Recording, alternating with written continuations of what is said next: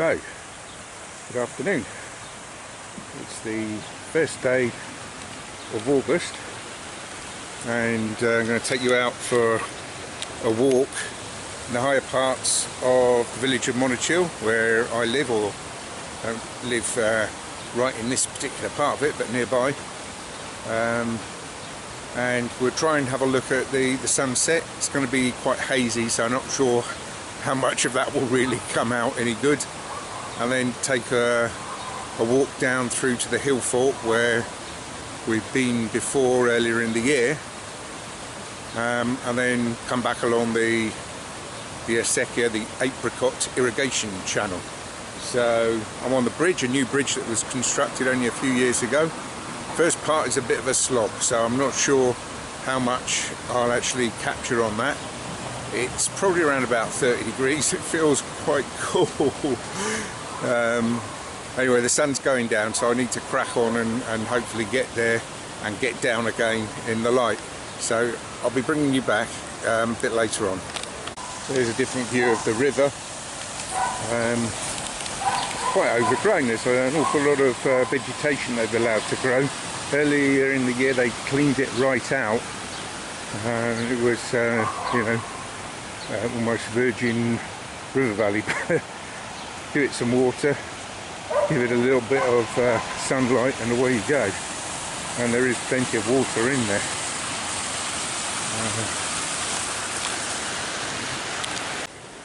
So it's only a small village, I think. I probably said this before, but it does have one excellent, well, it has several excellent restaurants. This one is a Michelin class one. It's called the La Cantina de Diego's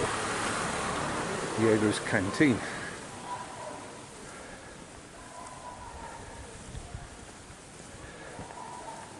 There we go. There's the sign. Excellent food. Great time to come is in the winter. Got a lovely open fireplace. It's just a wonderful place to eat. So as I said, it's starting to get a little bit steep. Hope my knee is up to the to the game. We'll see. So here's an interesting word for you to learn, which perhaps already knew. Real, or real as you might say it in English. Of course that means royal, as in Real Madrid and one or two other football clubs. Royal Madrid.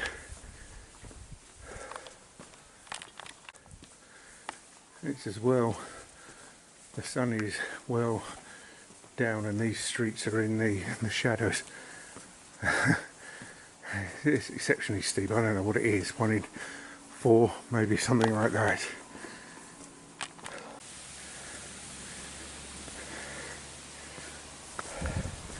You've got a small field of grapes here. On the right hand side, huge amount of vegetation. There's actually a stream that comes down here. I don't know if there's any. Yes, there is. I can hear the water now. It's a bit of a surprise. I think this is the outflow from the Abysses Acequia. I need to check that one. I believe so. It's really steep. So this dog, quite docile, quite imposing. Just been speaking to the owner. He said, "Oh, he's fine, he's fine." That's what all owners say. So this is the Buenos Mountain, which I've just published. 2 parts going all the way around that. And in a moment I'm going to be showing you where we're actually headed. Better to do this one in winter, I think. So that's the worst of it over with. This is not the best viewpoint, but it's a rest point for me to get my breath back.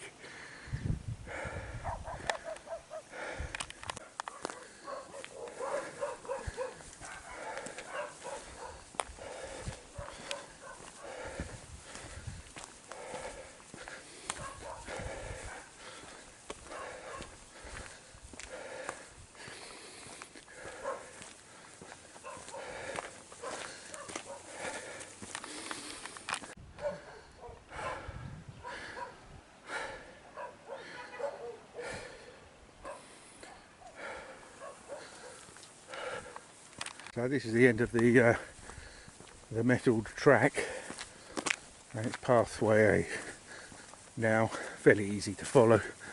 This abandoned car has been here for about 2 years since I did the first walk up here. Obviously nobody's missing it. There you go. So the path starts here.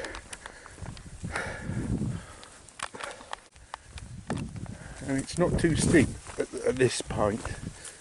There are one or two places where there's a little bit of a scramble, but it's fairly wide, and the hillside is not sheer or anything like that, although it is very steep. And so there are one or two bits you have to scramble and step up, but it's more than within my capabilities to do so. I won't be coming back this way though. I'll be making a circular route and coming back a slightly easier way. It'll be easier for my knee, which is struggling a little bit. I've got one of these elastic support bandages, a bit like an exoskeleton. Really gives me a new lease of life. Take it off and I suffer though, of course. There you go. There you can see opposite the pathway is just snaking gradually upwards. It's not too steep. Anyway, that's all for now. So a bit of a gully here.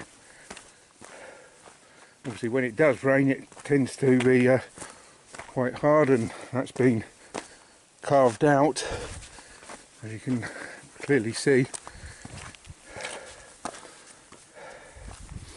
No water on this particular walk until we reach the acequia, the apricot irrigation channel. Though every time I go back and look at the maps, I often come away with, well actually, is that really the apricot or is it the estrella, the star? And there's still a bit of debate in my mind about which is which. But anyway, it's the apricot.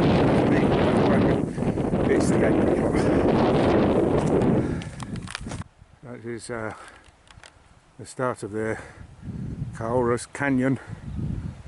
Here's the pipe work from one of the for the tramway power station, and just in front of it here is the other one, the original one. A little bit further up, get my bearings. Where's it gone? Where's it gone? Oh, there it is. There's the original one, and just behind you, the horizontal line is its lead, which traces all the way back to the Caoras Canyon, which I tried to show you on the video that I shot yesterday. And exactly what the order of publishing will be will depend, but it will be Los Caoras. I'm sure I'll go back and have a look at that area in a little bit more detail. There's some interesting stuff to see. So from here we get quite a good view down into the centre of Monachil. The building that we can see here with the two courtyards, internal courtyards, is the house of the Aragonese.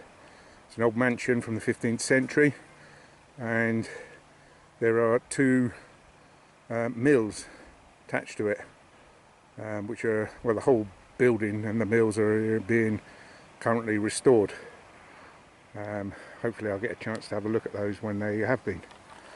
Anyway, that's my break over with.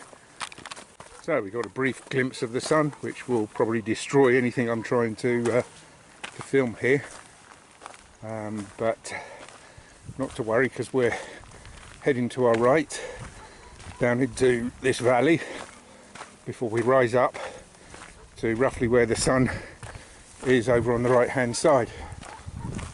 So maybe in 1 or 2 minutes I'll be back in the shade. The sun's now longer, hot, and actually it's coming through a fair bit of haze as well. Calima is the word in Spanish for that. Calima, C-A-L-I-M-A. There you go. So I'm going to be doing this walk in two distinct parts, I suppose, or maybe three, depending on how you want to divide it. The first is the climb up to the viewpoint known as the Cross, and we're not too far from it really. It's just over here. You can actually see it. There was a cableway we could go across, but there isn't, so I'm not going down the valley and climbing up. So it's around the valley and then climb up this big hump here. I seem to recall that being a bit of a scramble last time, probably because I didn't know where the correct path is, so I went for route 1.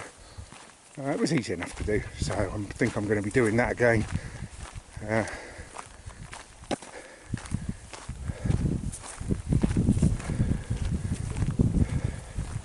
So the vegetation is really dry. I mean, there are some plants that are finding some moisture, but all the grasses are totally dry. It's the kind of place where, you know, if you weren't careful, you could set light to this lot and it would just go up in flames. There are, as we speak, some fires further up north because it's just been so dry. That said, I believe there have been storms. Hopefully that's over where the fires are taking place. I hope so. But the forecast is for temperatures above 40 degrees from Monday onwards next week. Amazing stuff. There's actually quite a strongish breeze up here, which is quite good in the shade. A nice breeze. It's not cold, it's just cooling. Hopefully it won't impede the sound, although I expect it probably will.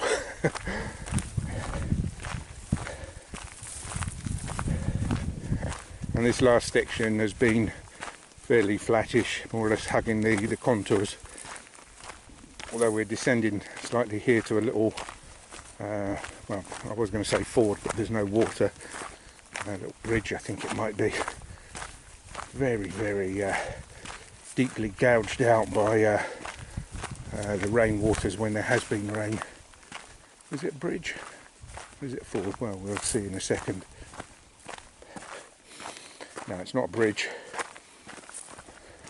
We're just coming down into the gully and walking out the other side. No more to it than that. Of course, the loss of height means we have to regain it, but that is what hill walking is all about. So we're now looking over the river Monachil Valley, and I can't see my house there, it's not in view, but the barrio, the neighbourhood, the Monachil barrio, El Barrio, in fact it's called El Barrio de la Vega, the Vale neighbourhood, because it overlooks the Vale of Granada, I suppose. But anyway, that's part of the municipality, and that, together with the village that we've seen previously, plus the little village which forms the ski resort, amounts to something in the order of 14,000 people on the census. Obviously in winter time, when the ski resorts open, that becomes much bigger, temporary guests and what have you, but the rest of it's fairly constant.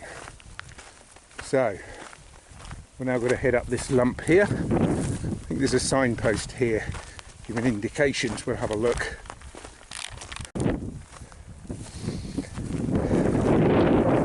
So this is where I'm heading.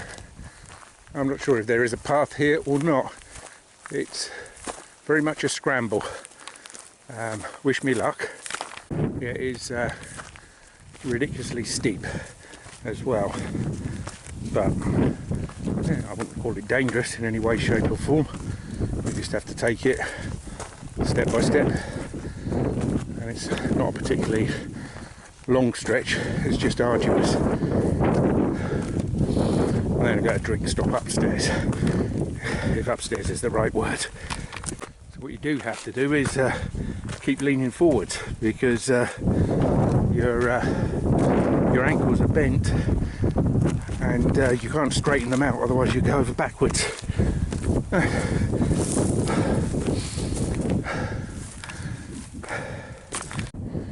So this is where we've come from. You see the path snaking around there in the valley.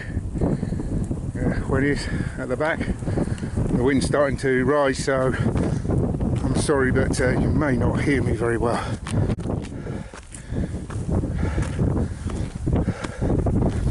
So that's the summit reached.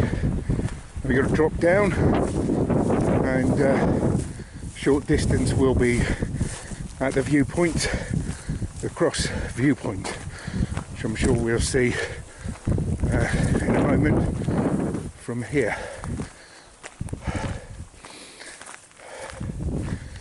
It's a bit difficult to pick out, but we'll see it when we get there. There's nothing particularly special, but it's the overall walk.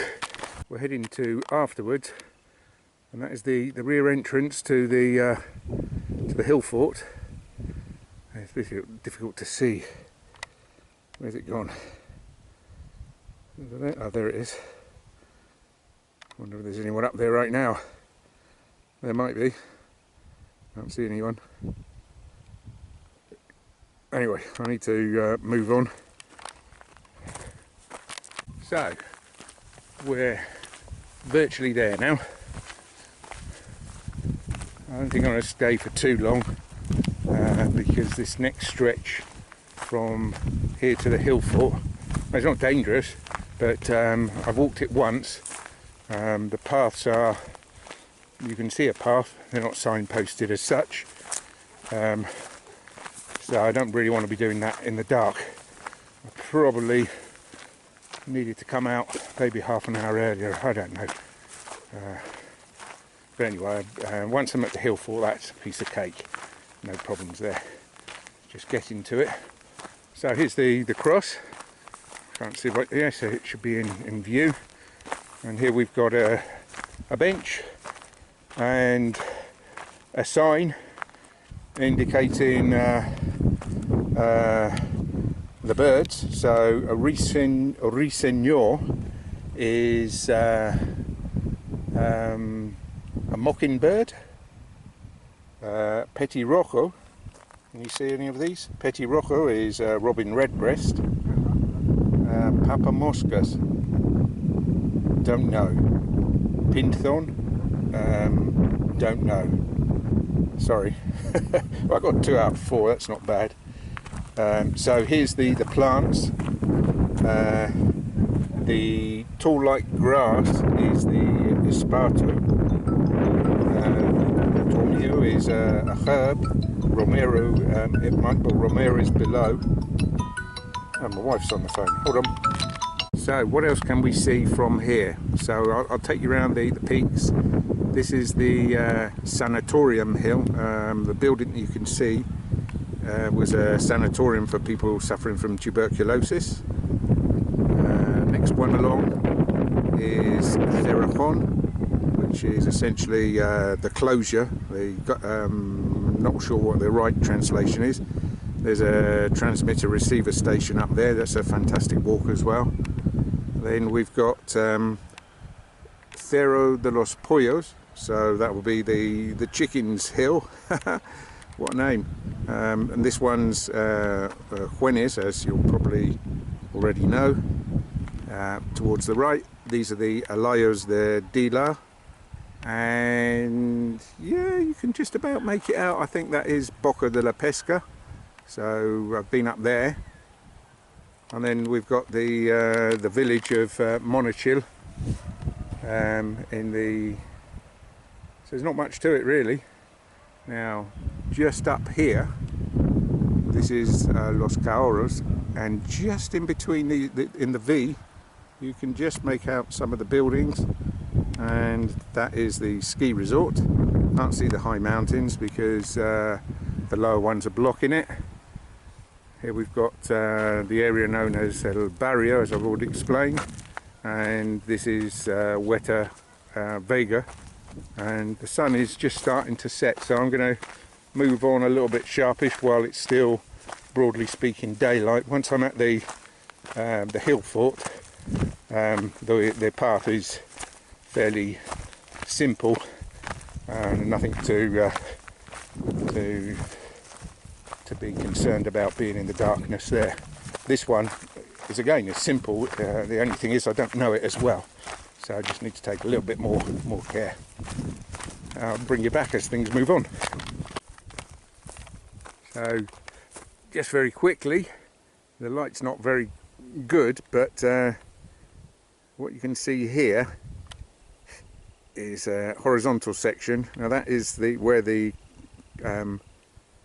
canal of water, the water canal, comes into the gold mine. This is the cliffs here. You can see, if you can see them, are the gold mine, and the channel that I've just shown you was the water that was brought in to essentially force the rocks apart, and then try and extract the rock, the gold from the rocks. It was last operated about 100 years ago by a French company, and the yield really wasn't very good, and I think, well, I don't know if it went bankrupt or they just started to withdraw it, but there are some excellent pieces of industrial archaeology in the valley. But it's more than that, because although it was last operated about 100 years ago by this French company, previous to that, or in its origins rather, and I'm probably already explained this on another video, the technique to extract the gold from a mountainside is known as ruina montium, and that's the Latin for it, because it was the Romans who first started to extract gold from these rocks. So, you know, we're talking about cliff faces that weren't really exposed in this last period, you know, the last 100 years, but 2,000 years ago, or coming on to that. I'm not quite sure how long they were here for and when they started and what have you. Because it was then worked in the 20th century, it's sort of like lost its authenticity, in the sense that if we go further north, and I'm stretching my memory for the name of the place now, but there is another place where the Romans extracted gold on an industrial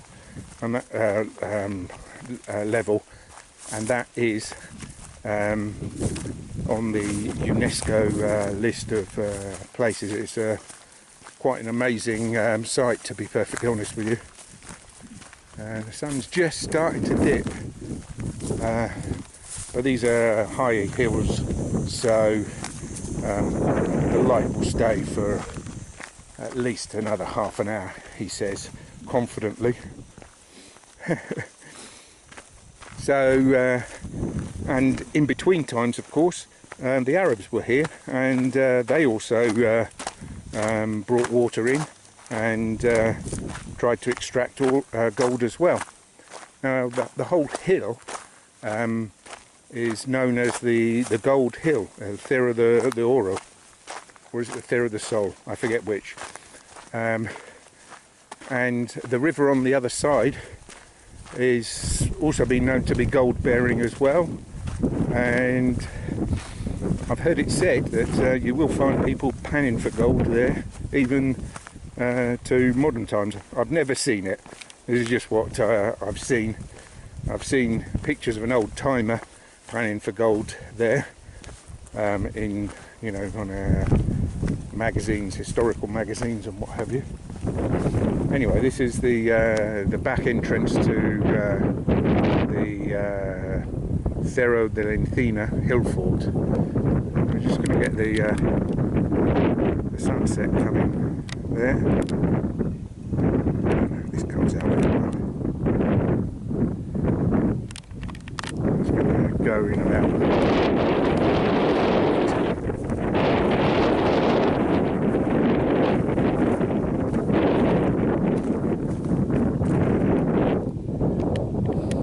I always get quite enthused about seeing the sunrise and the sunset,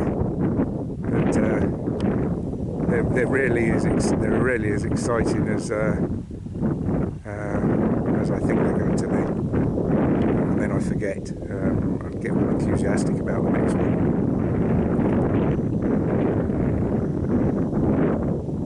There you go, it's gone. So I suppose I've got about 10 minutes to get to the hill fort, and then from there maybe half an hour to get back to the village. Maybe I'll celebrate the walk with a drink in the Molino. I'm not sure, we'll see. So you can see why they chose this to build their hill fort. I don't know what the full extent of it is. I have a feeling that that it extends up to this little hillock that is just coming up before us now. I'm pretty sure it indicates as such on the information boards that are dotted around, but whether that's really the case or not, I'm not entirely sure. So last time I snaked my way round here because it looked more direct, and I think I'm going to do that again. There's plenty of light to do it. It just needs a little bit of care. Here it's a very narrow path and it's quite steep. I don't consider it dangerous, and I'm reasonably happy with the state of the ground here and the light that I've got to do it. Maybe in half an hour's time I would say no, it's a little bit too dark to embark on an adventure like that, but right now, anyway, should it all go wrong, opposite there is the local cemetery. I'll record as much as I think is safe to do so.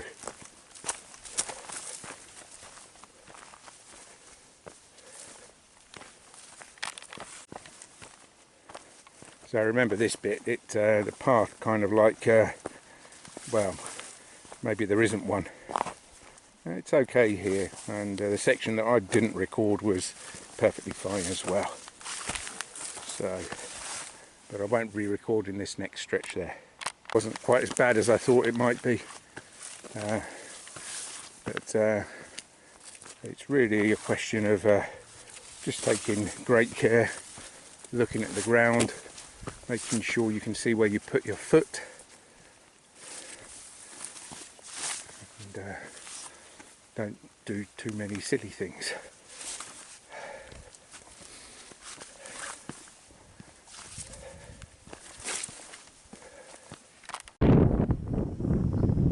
So I'm now at the back end of the hill fort, and I had a choice of two cemeteries because there's the Huerta Vega, the little village of Huerta Vega, the neighbouring village.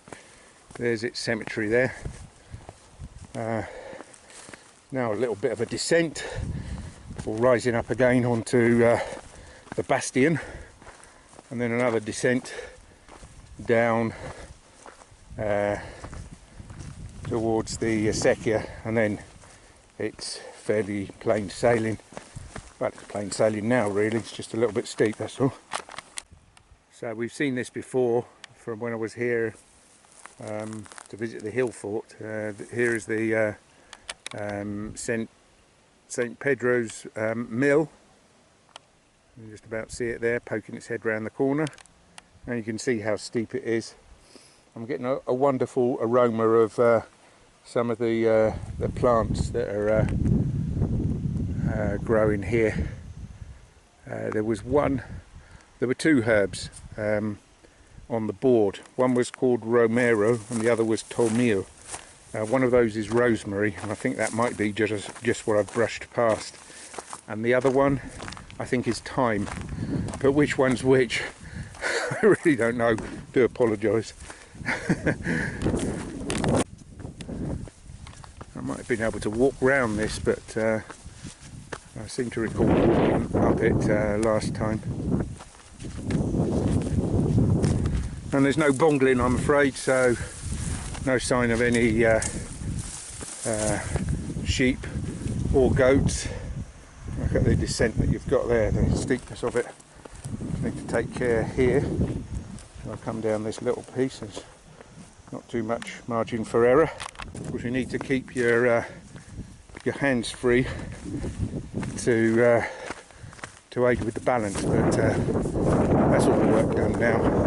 The rest is just plain sailing. We're just coming up to the first of the information boards, and you can probably make out the stones on the bastion. So the sun just been setting over there, as we've seen, and the main entrance here is on the eastern side. And as you can see, the commands are, the valley really. There's all badlands behind from where I've come here. Not easy to come round from the back way. It's kind of like a secret entrance, and to assault the bastion from down below is hard work, I think.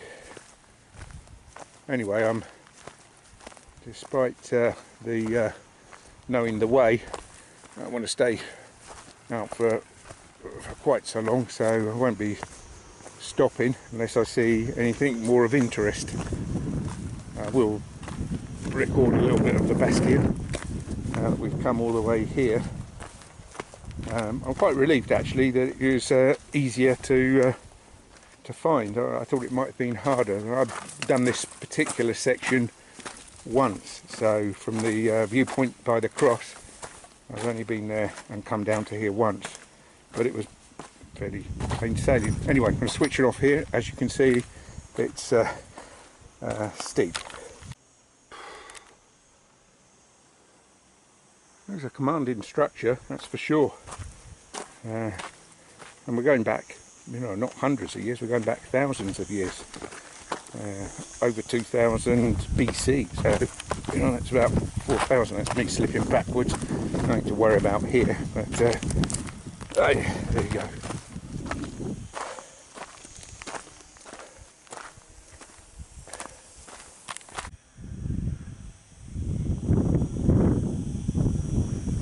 So could you go wild camping here? Well, I expect you probably could. I don't think anyone's going to turf you out. You probably just need to find a place where you can't easily be seen and be up with the early light. You won't get the sun here until at least an hour after it's daylight, because we're so close up to the high hills. Anyway, most of this I've shown you before. Would recommend having a look at the video I did back in February. What was it called? The Holm Oak Hillfort and Apricot Irrigation Channel, and that takes the route that I'm about to take right now. So I will probably just sign off when I get back to the car or to the bar, one of the two, or maybe both. So this is an interesting view. It really gives you an idea how dry it is here.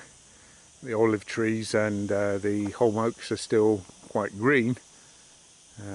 Got the moon looking down here and the silhouette of the hill fort. What a wonderful view that is. So we're going to say goodbye to the Hillfort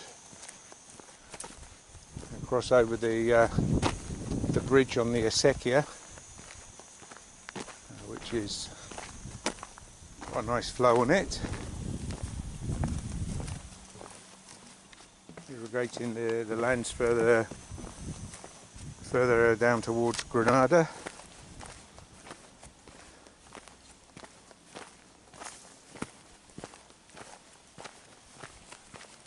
So maybe 15 minutes I'll be back in the village.